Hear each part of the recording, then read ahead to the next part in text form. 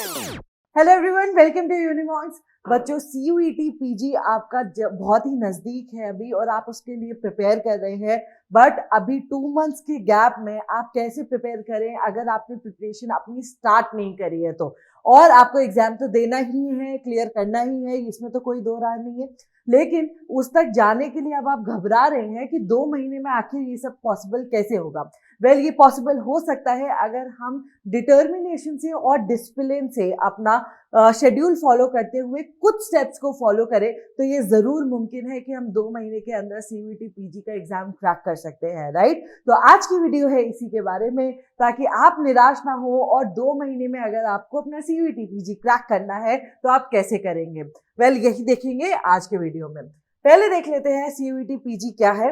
तो CUET PG stands for Common University Entrance Test for post graduation, right. Post graduation के लिए जो आप CUET को अटेम्प्ट करते हैं वो CUET PG कहते हैं उस एग्जाम को, which is national level exam conducted by national testing agency which is NTA, जो CUET UG भी करवाती है, राइट। उसके बाद for admission to various post graduate courses in central universities and other participating universities, right. जैसे कि आपकी बहुत ही फेमस यूनिवर्सिटीज हैं, DU, JNU, ये सब भी इसके अंदर पार्टिसिपेट करती हैं फॉर PG कोर्सेज ऑल्सो।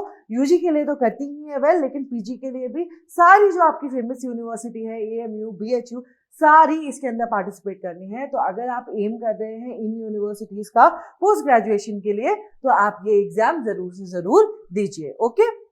अब है मेन बात जिसके लिए सब लोग घबरा रहे हैं, सब लोग चिंतित हैं कि हम लोग कैसे करें। तो ये 5 स्टेप फॉलो करके आप अपनी मंजिल जरूर पा सकते हैं, ठीक है। तो चलिए देखते हैं फर्स्ट स्टेप क्या है आपका। फर्स्ट है आपका स्टेप कि know the syllabus and exam pattern, right. क्योंकि अगर हमें एग्जाम पैटर्न और सिलेबस नहीं पता होगा तो हम लोग मान लीजिए प्रिपरेशन करना स्टार्ट कर देते हैं, लेकिन प्रिपेयर करते करते फिर हम वो चीज कवर नहीं कर पाएंगे जो हमसे क्वेश्चन पूछ रहा है हमारे एग्जाम में, राइट। तो हमें क्या करना है, इस तरीके से प्रिपेयर करना है कि आपका जो एग्जाम में क्वेश्चन पूछेगा एग्जामिनर, उसको आप आंसर करने के लिए रेडी रहें। और उसके लिए क्या होगा, आपको वही टॉपिक्स कवर करने होंगे जो आपके सिलेबस में होंगे। इसीलिए this is the very first step that you should know what is in your syllabus and what is your exam pattern, right. The first step is to familiarize yourself with the syllabus and exam pattern of CUET PG. The syllabus covers various subjects as general studies, language, domain specific subjects. जो भी आपका domain specific subject है वो तो section 2 में रहता ही है, और उसके साथ साथ आपको लैंग्वेज भी होता है, GT भी होता है, जनरल नॉलेज होता है, उस सब के बारे में आपको पता होना चाहिए। और the exam pattern consist of 3 sections, that is language, domain specific knowledge and GT, right. तो हमें ये चीज पता होगी तो हमें ये पता होगा। आपको क्या पता, ये पता हो कि आपको डोमेन का पढ़ना है या लैंग्वेज का पढ़ना है, लेकिन आपको ये ना पता हो कि आपको GT भी देना है, राइट। तो आप जो भी यूनिवर्सिटी को टारगेट कर रहे हैं उसमें पहले से ही आपकी प्रोग्राम स्पेसिफिक एलिजिबिलिटी होती है, पर्टिकुलर प्रोग्राम और कोर्स जो भी आप चूज कर रहे हैं उसके लिए, और आप उसके थ्रू प्रिपेयर कर सकते हैं, ठीक है। फर्स्ट स्टेप आपने देख लिया, सिलेबस निकाल लिया अपना जो भी आपका सब्जेक्ट है उसके लिए। उसके बाद स्टेप 2 क्या है? स्टेप 2 है कि make a study plan and schedule. क्यों? क्योंकि जब आप एक अच्छा स्टडी प्लान बनाएंगे तभी डिसिप्लिन से उसे मैनेज कर पाएंगे कि आप उसे फॉलो करें, राइट। तो the next step is to make a realistic and flexible study plan that suits your learning style. हम लोग क्या करते हैं, अनरियलिस्टिक टारगेट्स ले लेते हैं जो हम अचीव नहीं कर पाते हैं, और फिर हम लोग निराश होते हैं कि अरे भाई हमें इतना करना था लेकिन हम लोग इतना नहीं कर पाए हैं, राइट। और फिर हम और कम उसकी तरफ ध्यान देने लगते हैं और पढ़ाई की तरफ भी। हमें ये नहीं करना है, हमें रियलिस्टिक टारगेट्स रखने हैं जिनको फॉलो करते हुए आप अपना गोल अचीव कर पाए, राइट, एम अचीव कर पाए। तो ये छोटे छोटे गोल्स बनाने के लिए आपका जो लर्निंग स्टाइल है, चाहे आप रात में पढ़ते हैं, अगर आपको रात में पढ़ना पसंद है तो आप रात में पढ़िए, ठीक है। दिन में पढ़ने के लिए जब आपका एग्जाम नजदीक होगा तब आप लास्ट ऑफ फरवरी, एक वीक पहले, और जो 15 डेज आगे के होंगे तब आप अपना स्केड्यूल थोड़ा रिदमिक सेट बॉडी करने के लिए अपना स्केड्यूल चेंज कीजिएगा, और 21 डेज के अंदर वो हैबिट बना लीजिएगा कि हाँ भाई मेरे को एग्जाम अटेंड करना है, तो उस टाइम पे मेरा माइंड अलर्ट होना चाहिए, राइट। तो लेकिन अगर जब आपको अभी रिगरस स्टडी करनी है, सिलेबस कवर करना है, तो अगर आपको रात में अच्छा लगता है तो आप रात में पढ़िए, दिन में अच्छा लगता है तो दिन में पढ़िए, उसके हिसाब से पढ़िए, राइट। तो लर्निंग स्टाइल उसके हिसाब से, अवेलेबिलिटी एंड गोल्स, मतलब जो भी आपका गोल है और अवेलेबिलिटी है आपके पास रिसोर्सेज की, उस हिसाब से आप अपना शेड्यूल प्लान करेंगे, राइट। हम ये तो नहीं कह सकते कि सबके पास सेम अवेलेबिलिटी है, सबके पास अवेलेबिलिटी ऑफ टाइम भी सेम है, ऐसा तो नहीं है। टाइम सेम है, मतलब हम ये कह सकते हैं कि 24 घंटे सबके पास है, लेकिन वो 24 घंटे सबके लिए इक्वली डिवाइडेड नहीं है। तो आपको अपने लर्निंग स्टाइल, अपने आवर्स जितने आपको मिलते हैं उस हिसाब से और अपनी सोर्सेज के हिसाब से अपना टाइम शेड्यूल बनाना चाहिए।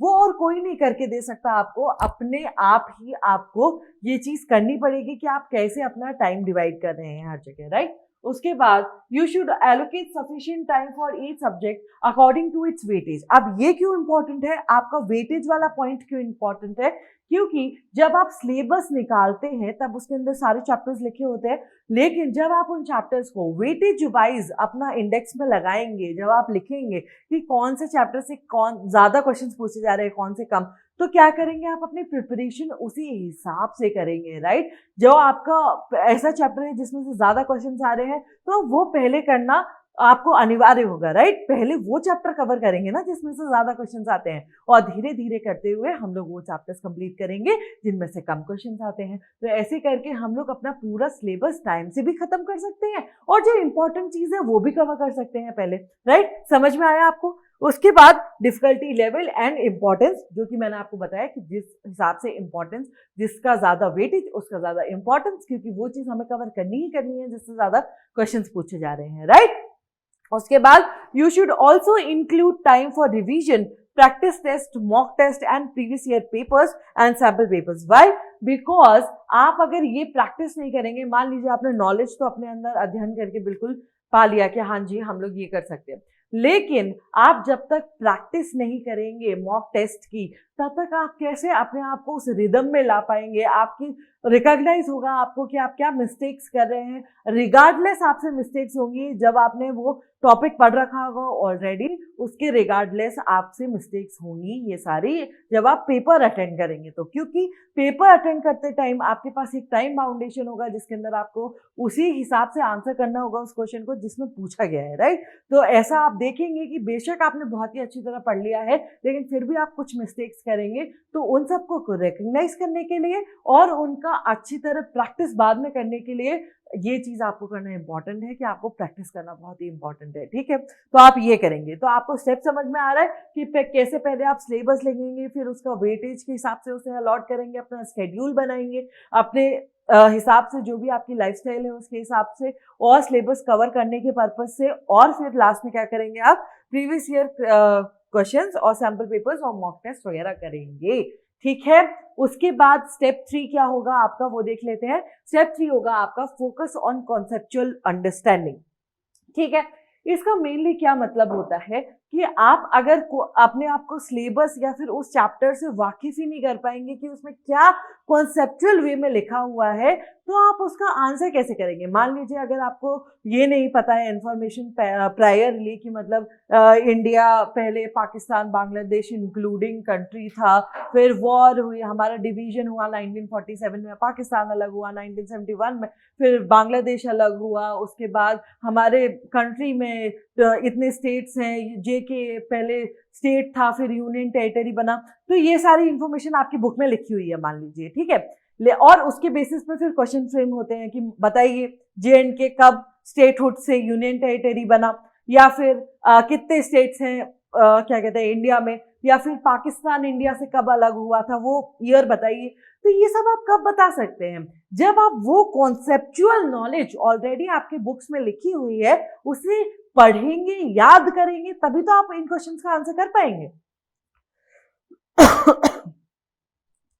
तो इस पॉइंट का क्या मतलब है, इस पॉइंट का यही मतलब है कि आप कॉन्सेप्चुअल अंडरस्टैंडिंग पे फोकस कीजिए। बेशक वो कोई फॉर्मूला हो, आपका केमिस्ट्री हो, फिजिक्स हो, तो आप उस पर अप्लाई कीजिए कि आखिर ये फॉर्मूला आया कैसे है और हमें इंप्लीमेंट कैसे करना है, राइट। तो कॉन्सेप्चुअल पे जब आप कॉन्सेप्ट पे आप अपना पूरा जोर देंगे तभी आप उतनी ही अच्छी अंडरस्टैंडिंग से क्वेश्चंस भी अटेंड कर पाएंगे, राइट? तो इंस्टेड ऑफ मेमोराइजिंग फैक्ट्स और formula without understanding them, you should focus on grasping the concepts behind them. This will help you to apply them in different situations and solve problems faster and more accurately. You should also clear doubts from reliable sources like books and teachers.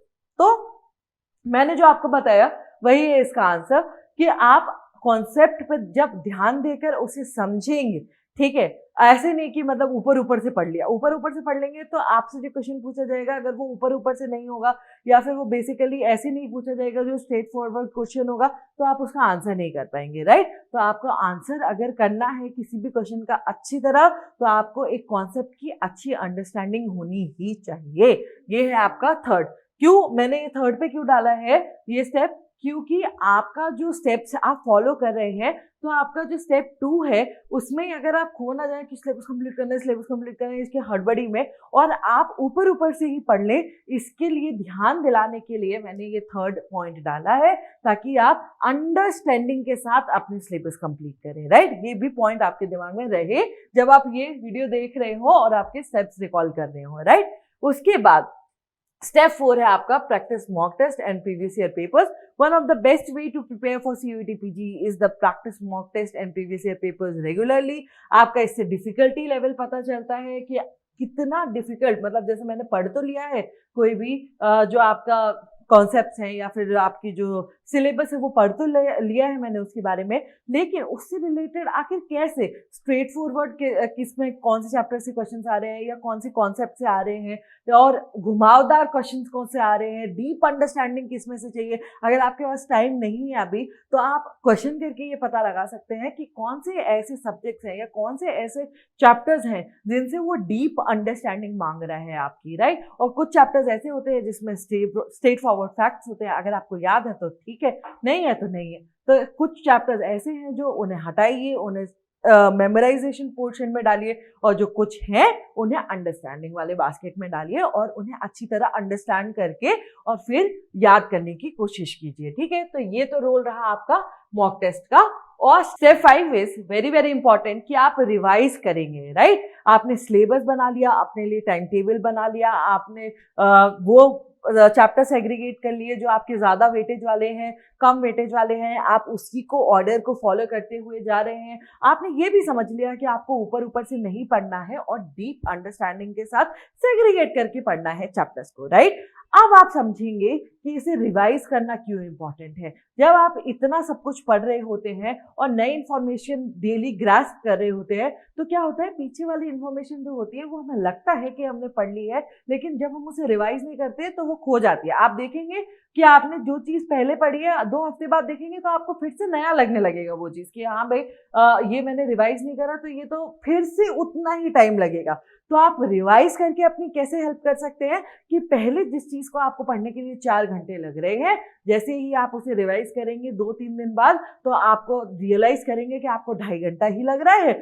जब 1 हफ्ते बाद same चीज realise करेंगे तब आप realise करेंगे कि ये चीज तो भाई 1 घंटे में ही हो रही है, फिर आधे घंटे में ही हो रही है। शॉर्ट नोट्स बना लिया आपने उसके, आपका वो जो कॉन्सेप्ट है वो आपके दिमाग में अच्छी तरह बस गया है। तो ये है आपके रिवाइज के फायदे कि जब आप रिवीजन करेंगे तो क्या होगा, आपको ये चीज धीरे धीरे कम टाइम लेगी और जितनी बारी रीड करेंगे उतनी ही बारी ये कॉन्सेप्ट आपके दिमाग में बेटर अंडरस्टैंडिंग प्रोवाइड करेगा। तो revision is an essential part because as it helps you to retain what you have learned and recall it during the exam. Active recalling is very important. अगर exam के time पे आपको actively recall नहीं आता है उस चीज का जो आपको समझाने की कोशिश की जा रही है तो पढ़ा हुआ आपका वेस्ट है, उसका कोई मतलब नहीं है, ठीक है? You should revise daily or at least weekly all the topics that you have studied and you should also revise important formulas, facts and concepts. मैं अभी आपको बता रही हूँ कि फॉर्मूलाज याद करना बहुत ही इंपॉर्टेंट होता है और बाद में जाके वो एकदम से आपको याद नहीं होते हैं,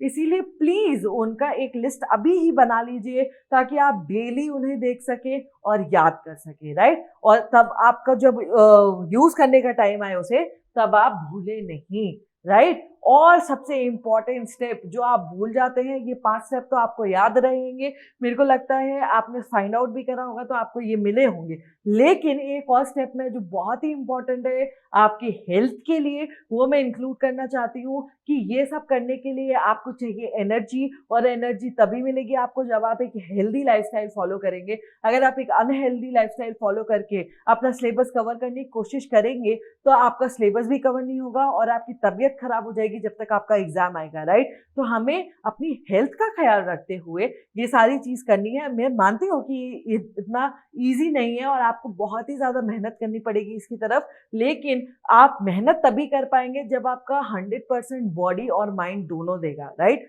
तो आपको ध्यान रखना है कि आपको अपनी हेल्थ पे भी ध्यान देना है, इसलिए stay healthy and positive mindset की तरफ से सारा ये चीज कीजिए कि आप जितना भी कवर कर रहे हैं वो चीज लास्ट तक आप अपना गोल अचीव कर लेंगे, ठीक है। Last but not the least, you should care for your physical and mental health which is very important. So eat a balanced diet, drink plenty of water, exercise regularly, sleep well, and if you have the time तो meditate कीजिए।